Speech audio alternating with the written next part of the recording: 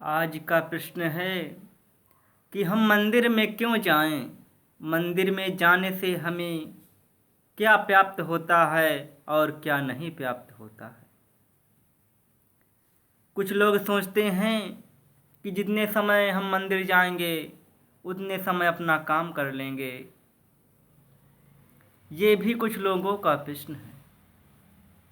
प्रश्न बड़ा ही जटिल है, लेकिन समझ की बात ये है कि भगवान के धाम मंदिर में जाने से जो हमने पाप अर्जित कर लिए हैं, जो या भूल से या कहीं भी हमसे पाप हो गए हैं, पहली बात तो वो जो होते हैं वो भगवान के दर्शन से वो भस्म हो जाते हैं।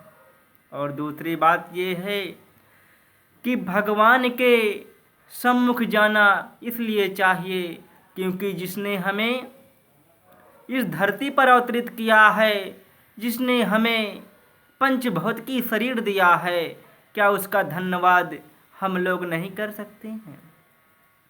मानव को उसने क्यों बनाया है? मानव को जब उसने बनाया तो सबसे प्रिय वस्तु कहा है अपनी भगवान ने।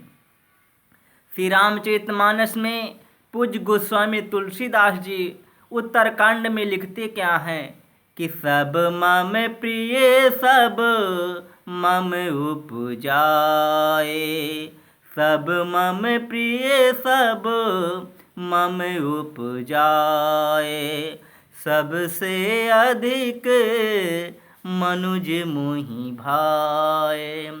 पूज्य गोस्वामी तुलसीदास जी ने श्री रामचरितमानस में इस बात का उल्लेख किया कि भगवान ने जब समस्त सृष्टि की रचना की तब भगवान को सबसे जो प्रिय वस्तु थी वो मानव ही थी। सब प्रकार की वस्तुओं की उत्पत्ति करने के बाद भगवान का जो प्रेम मानव में था वो किसी में नहीं था। क्या हम भगवान को धन्यवाद भी नहीं दे सकते जिसने हमें ये शरीर दिया, ये पंचभौत की शरीर दिया, ये आँखें दी, ये कान दिया और ये नाक दिया, ये सुंदर सुंदर हाथ दिए? क्या उसका धन्यवाद नहीं कर सकते? हमसे अच्छा तो वो है जिसे हम पालते हैं घर में कुत्ता, वो भी हमारे संकट के समय अपने प्राण निछावर कर देता है। क्या जिसने हमें सब कुछ दिया, क्या उसके पास जाकर हम उसका धन्यवाद नहीं अदा कर सकते कि हे प्रभु, जो हाथ आपने मुझे दिए हैं आज उन हाथों के द्वारा संसार के परोपकार कार्य मैं कर रहा हूँ और अपने धर्म से चल रहा हूँ? ऐसे नहीं कह सकते क्या? मंदिर जाने से जो हमारे अंदर विकार हैं वो कुछ क्षण के लिए तो चले जाती हैं, वो क्षण ही हमारे लिए सब कुछ है। भगवान के दर्शन से जो क्षण प्राप्त होता है वो श्रेष्ठ है। संसार में अनेकों कार्य लगे रहते हैं, ये काम यूं ही चलते रहते हैं, सदियों जन्मों से ये चलते चले आ रहे हैं, यूं ही चलते रहेंगे। काम कभी समाप्त नहीं होते हैं, कार्य कभी समाप्त नहीं होते। भगवान से प्रेम करते रहिए और अपने कर्तव्य करते रहिए। इससे श्रेष्ठ वैष्णव धर्म से श्रेष्ठ कोई धर्म नहीं है। वैष्णव धर्म सभी धर्मों में श्रेष्ठ है। अपने परिवार सगे संबंधियों के साथ भगवान का नाम लेते हुए अपने कर्तव्यों को करते रहिए। यही मानव का श्रेष्ठ कर्तव्य है, यही धर्म है और यही हमारे नियम है जो श्री रामचरितमानस हमें सिखाता है।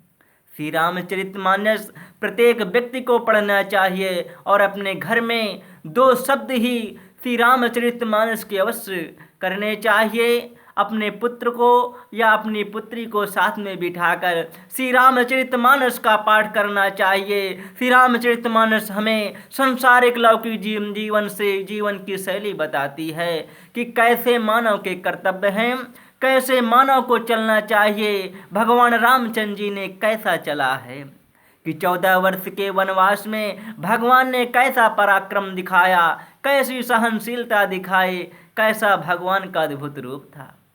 वो आज तक त्रिलोक में विख्यात है। भगवान मानव के अवतार में भी भगवान का दर्जा प्राप्त कर लिया है। यदि मानव चाहता है तो वो भगवान को इसी रूप में प्राप्त कर सकता है।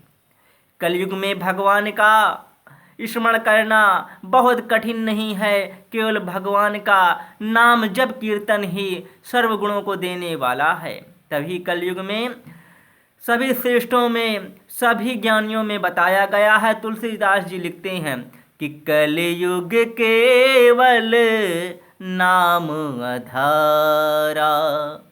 कलयुग केवल नाम का आधारा है। जो भगवान का नाम लेता है, जो भगवान का केवल कीर्तन करता है, वो संसार के बंधन से मुक्त हो जाता है। बोलिए सियापति रामचंद्र की जय।